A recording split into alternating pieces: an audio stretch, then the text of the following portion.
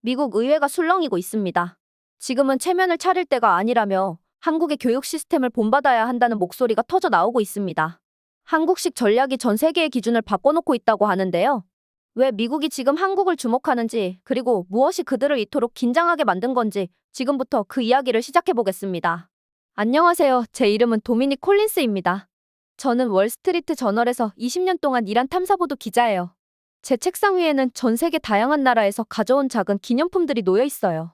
이라크 전쟁터에서 주운 탄피, 아프리카 난민 캠프에서 아이들이 준 팔찌, 남미 혁명 현장에서 가져온 돌멩이까지. 이것들은 제가 위험을 무릅쓰고 세계의 진실을 알리기 위해 다녀온 장소들의 증거물이죠. 오늘 아침, 저는 커피를 마시며 다음 전쟁 취재를 준비하고 있었어요. 제 키가 190cm로 크다 보니 사무실 의자는 항상 좀 불편해요. 그래도 저는 항상 깔끔한 셔츠와 넥타이를 메고 다니죠. 사람들은 제 날카로운 파란 눈과 굳게 담은 입술을 보면 제가 꽤 무서운 사람이라고 생각해요. 사실 저는 그냥 진실을 중요하게 생각할 뿐이에요. 편집장 마이크가 갑자기 제 책상으로 다가왔어요. 도미닉, 뉴욕에서 계란 부족 사태가 심각해. 이거 취재해봐. 저는 믿을 수 없었어요. 제가 들은 게 맞나요? 계란? 정말 계란을 취재하라고요? 계란이요? 제가 전쟁과 기근을 취재하는 기자인데 계란을 취재하라고요? 제 목소리에는 비웃음이 묻어 있었어요. 마이크는 심각한 표정으로 고개를 끄덕였어요. 이건 단순한 계란 문제가 아니야. 전국적인 식량 안보 위기야. 뉴욕뿐만 아니라 보스턴, 시카고, LA까지 상황이 심각해. 저는 한숨을 쉬며 자리에서 일어났어요. 계란이라니 이게 무슨 중요한 뉴스가 된다는 거죠? 하지만 일단 현장을 봐야겠다고 생각했어요. 맨해튼 거리로 나가자 예상치 못한 광경이 펼쳐졌어요.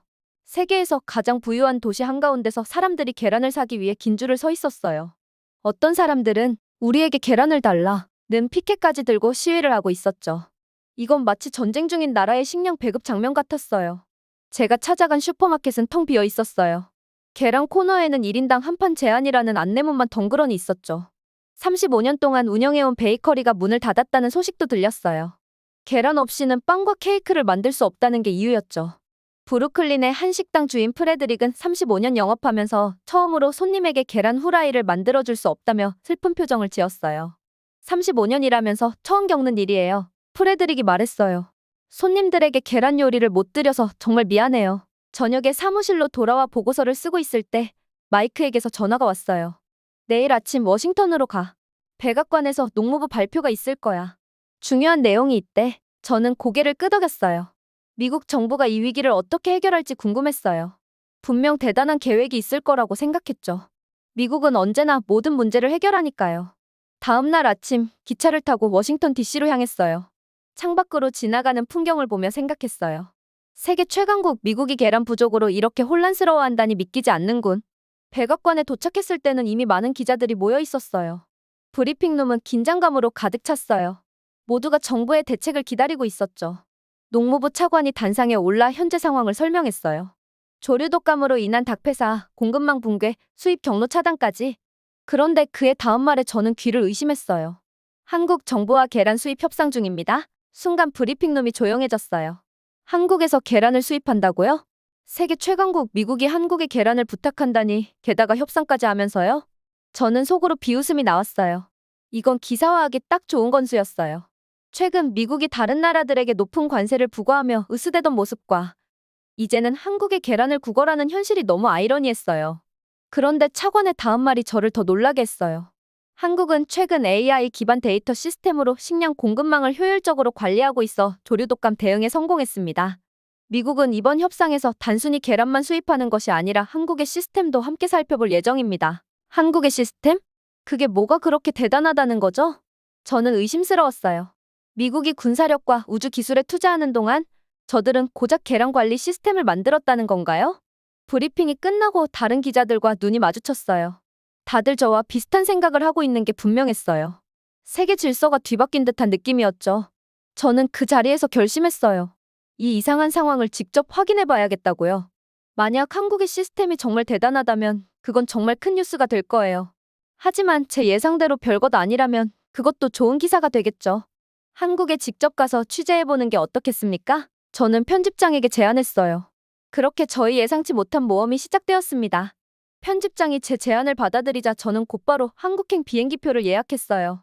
표면적으로는 한국의 식량 관리 시스템에 대한 심층 분석을 위한 취재였지만 솔직히 저는 한국의 시스템이 그렇게 대단할 리 없다고 생각했어요. 아마 미국이 배울 것은 없을 거라 확신했죠. 비행기 안에서 저는 국가안보위원회의 내부 보고서를 읽었어요. 제 오랜 정보원 중 한 명이 보내준 자료였죠. 보고서에 따르면 한국은 AI 기술을 기반으로 달걀이나 우유, 쌀, 채소와 고기 등 핵심 식재료를 전국 단위로 통제하고 있다고 했어요. 저는 속으로 코웃음을 쳤어요. 이런 게 가능하긴 할까? 아마도 허울 좋은 포장일 뿐이겠지. 태평양 위를 날아가는 동안 창밖으로 끝없이 펼쳐진 바다를 바라보며 생각했어요. 미국은 유통 트럭조차 제대로 관리하지 못하는데 한국이 어떻게 더 나은 시스템을 가질 수 있을까? 불가능해. 드디어 인천국제공항에 도착했어요. 비행기에서 내려 입국장으로 향하는 동안 처음으로 불편함을 느꼈어요. 모든 것이 너무 깔끔하고 효율적이었거든요. 뉴욕의 공항과는 완전히 다른 분위기였어요. 입국 심사대에 도착하자 담당 공무원이 영어로 친절하게 말을 걸었어요. 방문 목적이 무엇인가요? 취재입니다. 한국의 식량 관리 시스템, 특히 계란 공급에 대해 알아보려고요. 그 말에 공무원의 표정이 밝아졌어요. 그는 저를 특별 검역 라인으로 안내했어요. 거기서 준호라는 담당자가 저를 맞았어요. 준호는 상세한 질문표를 건네며 자상하게 설명을 해줬어요. 조류 독감 발생 지역 방문 여부, 농장 방문 계획 등을 체크해주세요. 식량 안보는 국가 안보와 직결되는 문제라서 꼼꼼히 확인하고 있습니다. 저는 약간 비꼬는 어조로 말했어요. 미국이었다면 이렇게까지 신경 쓰지 않았을 텐데요. 준호는 미소를 유지하며 대답했어요. 식량은 국민의 생명과 직결된 문제니까요. 특히 조류 독감 같은 질병은 미리 막는 게 중요합니다. 이 말이 머릿속에 박혔어요. 미국에서는 식량 안보를 국가 안보와 동일선상에서 생각하지 않아요. 우리는 시장이 알아서 해결할 거라고 믿죠. 처음으로 제 확신에 작은 균열이 생겼지만 저는 그걸 무시했어요. 호텔에 체크인한 후 저는 곧바로 강남의 대형마트로 향했어요. 평일 저녁이었지만 마트는 사람들로 북적였어요. 식품 코너로 가자 놀라운 광경이 펼쳐졌어요. 계란 코너에는 다양한 종류의 계란이 가지런히 진열되어 있었어요. 유기농 계란, 방목 계란, 오메가3 강화 계란까지 있었죠. 가격표를 보니 미국보다 오히려 저렴했어요. 저는 거기서 마트 매니저 은유리를 만났어요. 그녀는 자신의 일에 자부심이 넘쳤어요. 한국은 전국의 모든 마트와 유통센터를 연결하는 통합 플랫폼을 운영합니다. 실시간으로 재고를 확인하고 수요를 예측해 공급량을 조절하죠. 조류 독감이 발생했을 때도 문제가 없었나요? 제가 물었어요. 일시적으로 가격이 올랐지만 공급에는 큰 문제가 없었어요. 정부와 기업이 협력해 빠르게 대응했거든요. 이건 제가 예상했던 것과 완전히 달랐어요. 미국에서는 계란 부족으로 레스토랑들이 문을 닫고 있는데 이곳에서는 오믈렛과 계란찜이 메뉴판에 그대로 있었어요. 마치 평행 우주에 온 것 같은 기분이었어요. 그날 저녁 호텔 방으로 돌아와 창밖의 서울 야경을 바라보았어요.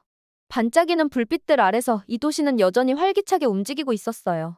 저는 내일 있을 충남 농장 방문을 생각하며 침대에 누웠어요. 이제는 단순히 한국을 비웃기 위한 기사를 쓸 생각이 사라지고 정말로 이 나라의 시스템이 어떻게 작동하는지 알고 싶어졌어요. 노트북을 열고 오늘 본 것들을 정리하기 시작했어요. 한국의 식량 관리 시스템, 미국이 배울 것은 없는가? 이 제목을 쓰면서 처음으로 그 답이 예일 수도 있다는 생각이 들었어요. 하지만 확실한 판단을 내리기엔 아직 이르다고 생각했어요. 내일 농장을 방문하면 더 명확해질 거예요. 침대에 누워 잠들기 전 저는 미국의 계란 진열대가 텅 비어있는 모습과 한국의 풍성한 계란 코너를 비교하며 생각했어요. 어쩌면 내가 뭔가를 놓치고 있는 걸까? 그 생각을 안고 저는 깊은 잠에 빠져들었어요. 내일은 더 놀라운 발견이 기다리고 있을 거예요.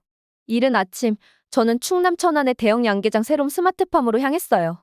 서울을 벗어나 푸른 논밭이 펼쳐진 한국의 시골 풍경을 보니 미국의 중서부를 떠올렸어요. 하지만 그 착각은 농장에 도착하자마자 사라졌어요. 제 눈앞에 펼쳐진 것은 더럽고 냄새나는 닭장이 아니라 첨단 기술의 집약체였어요. 깔끔한 흰색 건물에 태양광 패널이 지붕을 뒤덮고 있었고 입구에서는 방역을 위한 소독 과정이 철저하게 이루어지고 있었어요. 농장 관계자 하진우 팀장이 저를 맞이했어요. 그는 농업공학 박사로 단단한 체격에 짧게 깎은 검은 머리를 가진 실용적인 인물이었어요.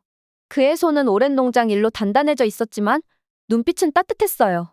신발까지 UV 소독을 거쳐야 합니다. 하진우가 웃으며 말했어요. 저는 속으로 이런 과잉 대응이 정말 필요할까 의문이었지만 불평 없이 따랐어요. 내심 이런 모든 절차가 쇼처럼 느껴졌거든요. 농장 내부로 들어서자 진짜 충격이 기다리고 있었어요. 닭장은 제가 상상했던 것과 완전히 달랐어요. 모든 것이 자동화되어 있었고 벽면에 설치된 대형 모니터에는 실시간 데이터가 흐르고 있었어요. 온도와 습도, 닭 활동량, 사료 소비량, 심지어 체중 변화까지 모든 것이 그래프와 수치로 표시되고 있었어요. 이건 단순한 계란 생산이 아닙니다. 하진우가 자랑스럽게 설명했어요. 우리는 AI를 통해 닭의 건강 상태를 실시간으로 모니터링하고 질병의 초기 징후를 포착합니다. 저는 여전히 의심이 가득했어요. 이런 고급 시스템이 정말 필요한가요? 미국에서는 훨씬 단순한 방식으로도 계란을 생산하는데요. 하진우의 눈빛이 진지해졌어요. 그는 제 질문에 화내지 않고 차분하게 대답했어요. 미국과 한국의 근본적인 차이점은 접근 방식에 있습니다. 미국은 위기가 발생한 후 대응하는 사후 관리 중심이지만 우리는 위기가 발생하기 전에 방지하는 예방 중심입니다. 우리는 예방을 원칙으로 삼습니다. 문제가 생기면 이미 늦은 겁니다. 이 말은 화살처럼 제 가슴을 관통했어요. 갑자기 제가 지금까지 취재해온 모든 전쟁과 위기 현장이 머릿속을 스쳤어요. 중동의 전쟁터, 아프리카의 기근, 남미의 정치적 혼란까지. 그 모든 비극이 예방될 수 있었다면? 미국의 반응적 접근법이 실제로는 약점이었다면? 하진우는 계속해서 농장을 안내했어요. 그는 데이터 센터도 보여주었는데 이곳의 모든 정보가 중앙 시스템에 모여 AI가 분석한다고 했어요. 이 데이터는 전국의 다른 농장들과도 공유되어 조류독감 같은 질병이 발생했을 때 신속하게 대응할 수 있다고 했어요. 점심시간, 농장 구내식당에서 직원들과 대화를 나눴어요. 놀랍게도 그들은 자신의 일을 단순한 계란 생산이 아닌 국가 식량 안보의 일부로 인식하고 있었어요. 한 직원은 자신이 하는 일이 국민의 식탁을 지키는 것이라며 자부심을 표현했어요. 이런 태도는 미국 농장에서는 좀처럼 보기 어려웠어요. 미국에서는 농부들이 주로 생계를 위해 일하지 국가 안보를 위해 일한다고 생각하지 않거든요. 식사 후 하진우와 함께 데이터 분석실로 돌아갔어요. 그는 컴퓨터 화면을 가리키며 지난 3년간의 조류독감 발생 패턴과 대응 결과를 보여주었어요. 그래프는 명확했어요. 예방 중심 접근법이 훨씬 효과적이었죠. 이 시스템이 없었다면 한국도 미국과 같은 위기에 처했을 것입니다. 하진우가 말했어요. 저는 잠시 침묵했어요. 제 기자 본능이 사실을 말해주고 있었어요. 이건 단순한 쇼가 아니었어요. 한국은 정말로 미국보다 효율적인 시스템을 갖추고 있었어요. 농장을 나오면서 하진우의 말이 계속 머릿속에 맴돌았어요. 우리는 예방을 원칙으로 삼습니다. 문제가 생기면 이미 늦은 겁니다. 이 말은 단순한 농장 운영 원칙을 넘어 하나의 국가 철학을 보여주고 있었어요. 서울로 돌아오는 길, 저는 노트북을 열고 오늘의 취재 내용을 정리했어요. 제 기사의 방향이 완전히 바뀌고 있었어요. 미국이 필요로 하는 건 단순히 계란이 아니다. 제가 타이핑을 시작했어요. 한국의 시스템, 아니 더 정확히는 이 철학이다. 예방 중심, 국민 우선, 그리고 데이터 기반의 접근 방식이야말로 진정한 식량 안보의 핵심이다. 서울로 돌아오는 버스 안에서 저는 창밖으로 펼쳐진 한국의 풍경을 바라보며 생각했어요. 내가 한국에 대해 완전히 잘못 알고 있었구나. 그들은 미국을 모방하는 게 아니라 어쩌면 우리가 배워야 할 점이 많은 나라였어요. 호텔에 도착해 내일 있을 한국 식품정책국장과의 인터뷰를 준비하며 저는 이제 완전히 다른 질문들을 생각하고 있었어요. 더 이상 비웃거나 조롱하기 위한 질문이 아니라 진심으로 배우고 싶은 질문들이었죠. 다음 날 아침, 저는 서울 시내 고급 한식당에서 한국 식품정책국장 민서준을 만났어요. 식당은 57층 높이의 건물 꼭대기에 있었고 창문으로는 한강이 내려다 보였어요. 아침 햇살이 강물 위에서 반짝이는 모습이 정말 아름다웠죠. 민서준은 60대 초반의 점잖은 남성이었어요. 그는 단정한 양복을 입고 있었고 눈가에는 세월의 흔적이 깊게 패여 있었죠. 그의 눈빛에서는 지혜와 경험이 느껴졌어요. 우리는 창가 자리에 앉았어요. 서울의 전경이 한눈에 들어오는 곳이었죠. 멀리 도시를 둘러싼 산들도 보였어요. 저는 이 아름다운 도시가 불과 70년 전에는 전쟁의 폐허였다는 사실이 믿기지 않았어요.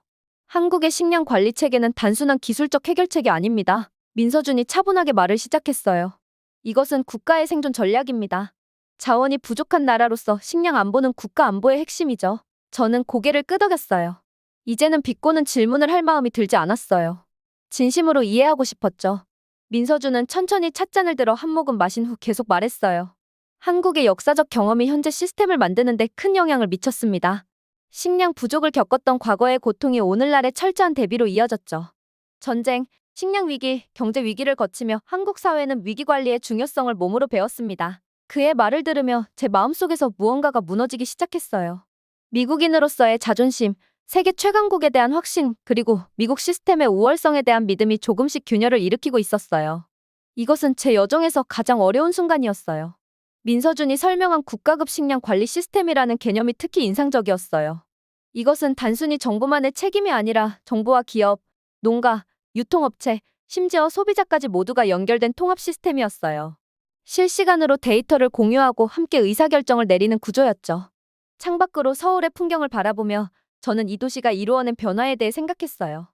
전쟁 후 폐허에서 이렇게 발전한 나라가 식량 관리에 대한 철학을 갖게 된 것은 어쩌면 당연한 일인지도 모르겠다는 생각이 들었어요. 점심 식사가 나왔어요. 여러 가지 한국 전통 음식들이 작은 그릇에 담겨 테이블 위에 가득 펼쳐졌죠. 저는 음식을 먹으며 계속해서 질문했어요. 미국과 한국의 식량 안보 시스템 차이, 예방 중심 접근법의 구체적인 방법, 데이터 활용 방식 등 모든 것이 궁금했어요. 식사가 끝나갈 무렵 저는 솔직한 마음을 털어놓았어요. 처음에는 단순히 계란을 사러 왔지만 지금은 우리가 한국에게 배워야 하는 이유를 더 많이 생각하고 있습니다. 민서준의 반응은 의외로 겸손했어요. 배움도 외교의 한 형태입니다. 때로는 협력보다 모방이 더 절실할 수 있죠. 우리도 과거에 미국을 포함한 여러 나라에서 많은 것을 배웠습니다. 식당을 나와 한강변을 걸으며 저는 깊은 생각에 잠겼어요. 20년간의 기자 생활 동안 저는 미국이 모든 면에서 세계 최고라고 믿어왔어요. 다른 나라들은 미국을 따라잡기 위해 노력할 뿐이라고 생각했죠. 하지만 지금은 그 믿음이 완전히 흔들리고 있었어요. 한강을 가로지르는 다리 위에 서서 저는 물에 비친 제 모습을 바라봤어요. 그곳에 서 있는 사람은 3일 전에 도미닉 콜린스와 같지 않았어요. 무언가가 제 안에서 변하고 있었어요. 호텔로 돌아와 노트북을 열었어요. 원래 계획했던 조롱조의 기사 대신 저는 완전히 새로운 기사를 쓰기 시작했어요. 제목은 이렇게 정했죠. 미국이 한국으로부터 가져와야 할 건 달걀이 아니라 위기를 예측하는 완벽한 시스템이다. 글을 쓰면서 저는 제가 한국에 오기 전 가졌던 편견들을 하나하나 마주했어요. 한국은 단순히 미국의 모방국이 아니었어요. 그들은 자신들만의 강점과 철학을 가진 나라였어요. 그리고 어쩌면 미국이 배워야 할 점이 많은 나라였죠. 창밖으로 서울의 밤하늘을 바라보며 저는 이 취재가 단순한 기사를 넘어 미국의 식량 안보 시스템의 변화를 가져올 수 있기를 희망했어요. 내일 아침 미국으로 돌아가면 제가 배운 모든 것을 정직하게 전달해야겠다고 다짐했어요. 그날 밤 저는 오랜만에 편안한 마음으로 잠들 수 있었어요.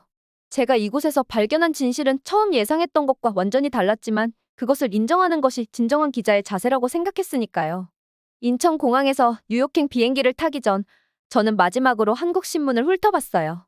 미국의 계란 위기에 관한 기사가 여러 곳에 실려 있었죠. 한국인들은 미국이 한국에 도움을 요청한 사실에 놀란 듯했어요. 저는 미소를 지었어요. 3일 전만 해도 저 역시 같은 생각이었으니까요. 비행기 안에서 노트북을 열고 기사의 마지막 문장들을 다듬었어요.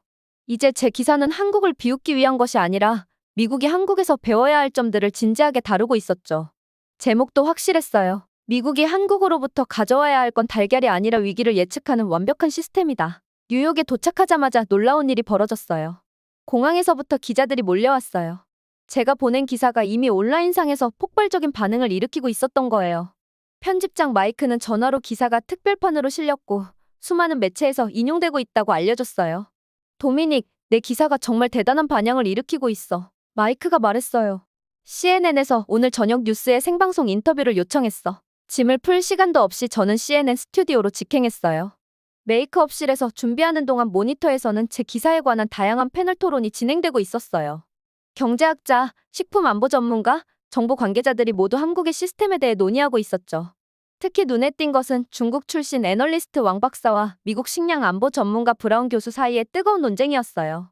왕 박사는 한국의 시스템이 그렇게 특별한 것이 없다며 중국의 식량 관리 시스템이 훨씬 더 발전했다고 주장했어요. 그러면서 미국이 배울 대상을 잘못 찾았다는 뉘앙스의 발언을 했죠. 전에는 저도 이런 주장에 쉽게 동조했을 거예요. 하지만 이제는 달랐어요. 방송이 시작되고 저는 한국에서 직접 보고 느낀 것들을 솔직하게 전했어요. 미국이 군사력과 첨단 기술에 투자하는 동안 한국은 국민의 식탁을 지키는 시스템에 투자했습니다. 우리가 필요로 하는 건 단순히 계란이 아니라 이 시스템, 아니 더 정확히는 이 철학입니다. 왕 박사가 끼어들어 제 분석이 너무 감상적이라며 반박했을 때 저는 차분하게 대응했어요. 제가 직접 본 한국의 시스템은 투명성과 효율성 그리고 예방 중심의 철학의 핵심입니다. 이것은 단순한 기술의 문제가 아닙니다. 방송이 끝나고 호텔로 돌아오는 길에 백악관에서 전화가 왔어요. 농무부 장관실에서 내일 아침 미팅을 요청한다는 내용이었죠. 온 나라가 제 기사와 인터뷰에 반응하고 있었어요. 다음 날 아침 저는 백악관으로 향했어요. 회의실에는 농무부 장관을 비롯해 국가안보위원회, 경제자문위원회 인사들이 모여 있었어요. 그들은 제 기사를 상세히 읽었고 한국의 시스템에 대해 더 알고 싶어 했죠. 2시간 넘게 이어진 미팅에서 저는 취재 과정에서 보고 배운 모든 것을 공유했어요. 새로운 스마트팜의 데이터 관리 시스템, 한국의 전국 단위 유통망, 그리고 무엇보다 위기 발생 전에 예방하는 철학적 접근법까지 모두 설명했죠. 회의가 끝날 무렵 농무부 장관이 중요한 결정을 발표했어요. 미국과 한국 식량 안보 정책 자문단을 구성할 계획이며 저에게도 참여를 요청한다는 것이었어요. 단순히 계란 수입을 넘어 한국의 식량 관리 시스템을 벤치마킹해 미국 실정에 맞게 적용하는 프로젝트였죠. 이 결정이 단기적인 위기 대응이 아닌 미국 식량 안보의 패러다임을 전환하는 역사적인 순간이 될 것입니다. 장관이 말했어요. 이 소식이 언론에 공개되자 반응은 더욱 뜨거웠어요. 일부에서는 미국이 다른 나라에서 배운다는 것은 약점의 표시라고 비판했지만 대다수는 이를 현명한 선택이라고 지지했어요. 특히 식량 위기를 직접 겪은 시민들의 지지가 압도적이었죠. 신문사로 돌아와 제 책상에 앉아 창밖을 바라봤어요. 뉴욕의 거리는 여전히 분주했지만 제 시선은 이제 달라졌어요. 저는 이 거대한 도시가 얼마나 취약한지, 그리고 우리가 얼마나 더 나아질 수 있는지 볼 수 있었어요. 다음 주 저는 정책 자문단의 일원으로 다시 한국으로 향할 예정이었어요. 제 책상 위에 놓인 비행기 티켓을 바라보며 생각했어요. 누구나 배울 수 있는 용기만 있다면 어떤 위기도 기회로 바꿀 수 있다. 그리고 무엇보다 한국에 대한 제 편견은 완전히 사라졌어요. 예전에는 한국을 단순히 미국을 따라하는 나라로 봤지만 이제는 그들만의 지혜와 강점을 가진 파트너로 보게 됐어요. 인천공항에 다시 도착했을 때 저는 이전과는 완전히 다른 사람이 되어 있었어요. 하진우와 은율이 그리고 민서준을 다시 만났을 때 저는 진심으로 미소 지을 수 있었어요. 그들은 더 이상 비웃음의 대상이 아닌 존경하는 동료였어요. 우리는 함께 양국의 식량 안보를 강화할 새로운 여정을 시작했어요. 때로는 계란 한 알이 세계관을 바꿀 수도 있어요. 내 경우가 바로 그랬죠. 어느 날 저녁 서울의 한 식당에서 하진우가 저에게 물었어요. 처음 한국에 왔을 때와 지금 무엇이 가장 크게 달라졌나요? 저는 잠시 생각하다가 대답했어요. 나 자신이요. 제가 가장 크게 변했습니다.